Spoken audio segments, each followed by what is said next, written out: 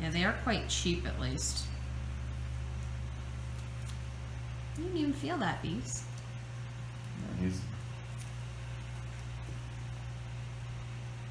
he's very accepting of the pain relief. I feel like he tolerates just enough too, you know? Crazy. To have that many ribs, he had 6 ribs on both sides, so to tolerate that many ribs and still carry anybody shows you his resiliency.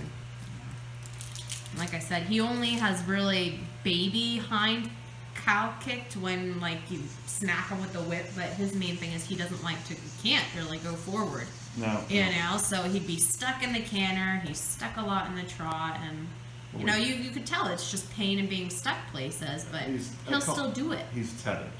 Yeah. Such a good boy. Good boy, Beast, you'll feel better.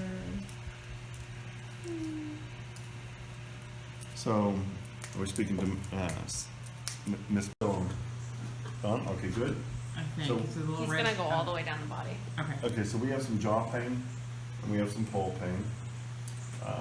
Not bad, but still there. We're a little bit tense, and as the horse is moving around, the head has a tendency to veer to the left, and that's because the right hind is offloading from that, offloading to the diagonal. So we're a little bit tense on this left fore, not a little bit, quite a bit, because we're really offloading. Any reaction is a negative for the horse, a positive for me. Okay.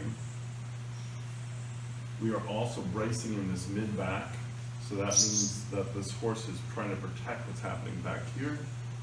So we have some tension here, which is going to lead to a lot of tension in those hocks and the hamstrings because the psoas is really tight. So this is the good side. It's a very classic pattern, but there's a lot of things going on. What do you think, DC? Says, don't show my pain to everybody. So a lot of jaw pain there. And that jaw pain is reflective pain for that right hind. No pole. We'll C1, C2. But now at C3, we start showing a tendency to have that veering away, and that's showing that brachiocephalicus muscle is really tight. So our cervicals right here are really bracing.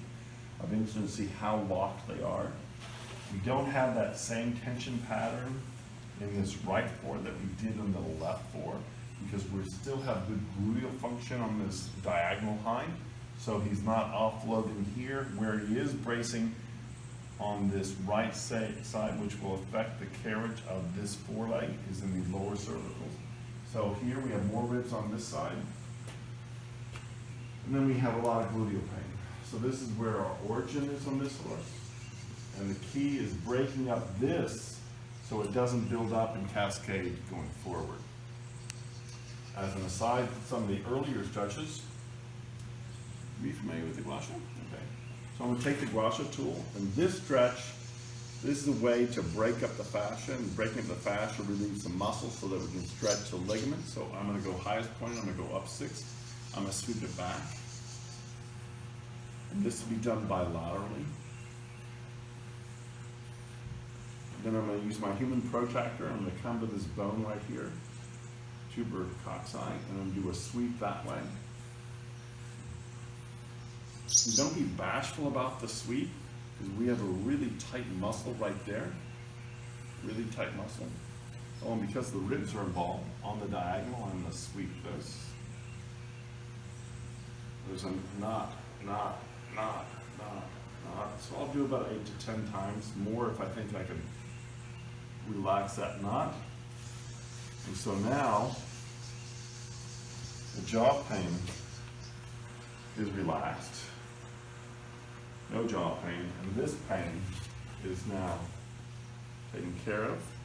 So we'll come over here and we'll apply pressure to this tuber cocci again, elbow straight down. Ooh, there you go. So the pelvis rocked and it relaxed the sacrum. So now let's come to this other side. Let me show you a new stretch. Okay. So this tension and that tension, I would still do the gua sha here on the diagonal, and I'd still do the gua sha here, but let me show you this new stretch to relax the hip flexors and the hamstrings. Just on the side. You can do it on either side because it's going to do it bilaterally. What it's going to do is relax I mean, in Maryland, I'm calling it the crab. In Florida, I'm calling it the gator. But here, I'm calling it the claw. It became situational because in Maryland, everybody says, oh, it's the crab. And then I go. So I'm going to come up here to the top point, which is the tuberous crowley. I'm going to come on both sides. I'm going to pinch down and together, and that's going to flatten out the croup. Also will be acupressure to the sacroiliac ligament, and it's going to relax that. So usually I like to do it on the right sometimes, on the left sometimes, so I get that variation of really relaxing that fascia. You do it for about 10 seconds, and that will do it bilaterally. So that's, like I said, claw, crab, gator, pick your poison. So now we have relaxation on the hip flexors and the hamstrings, so we don't have undue pressure to the hocks. Every horse has derangements of the hocks as they age. It doesn't mean it's an issue. What we want to do is to create flexibility. Oh, that would be nice. Okay, so it would still be taking the squasher tool and rubbing it. Oh, there's a knot there, not there, not there, not there, not there. There's a knot there. Okay, so that relaxes this right here. Good. So we have this pole tension and the jaw tension. We have this tension. So I want to relax that. So this is taking a cookie. Mine's only 10 weeks old. It'd probably be 10 weeks and this is it with the slobbers. But I'm going to take my cookie. I'm going to brace my elbow next to my body. I'm going to say, okay, BC, come to my cookie. Come to my cookie. As I lift him up, he's pivoting at the pole. Pivoting at the pole. The cookie is gone. I'm going to try to save my cookie. So notice I'm bending at those ears, and what that will do is relax the pole and relax the jaw. Good? So we still have this tension, this left foreleg and the lower cervicals. So let's stay on this side, and we're going to open up this tension. This is very important because the scapula is overloading on this left fork. So I'm going to lean back without slipping in the sloppers. I'm going to try to get that leg near parallel, and then I'm going to micro vibrate it for 10 seconds. And then I'm going to macro vibrate it for 5. And his scapula is going to relax from that, and it's going to free from the body wall. And you're not going to have this tension right here at all. Good? The only other thing we have to do is this lower cervical here. You could do the handshake on both sides. I don't have a problem with that. They all become tools that I've shown you. This one I'm going to relax the lower cervicals here. So I'm going to create a fulcrum. Heel the hand in the valley. Hill, valley, hill, valley, hill, valley, hill, valley. Create a heel of the hand in the valley. Ask him to come to my cookie as I'm pushing in.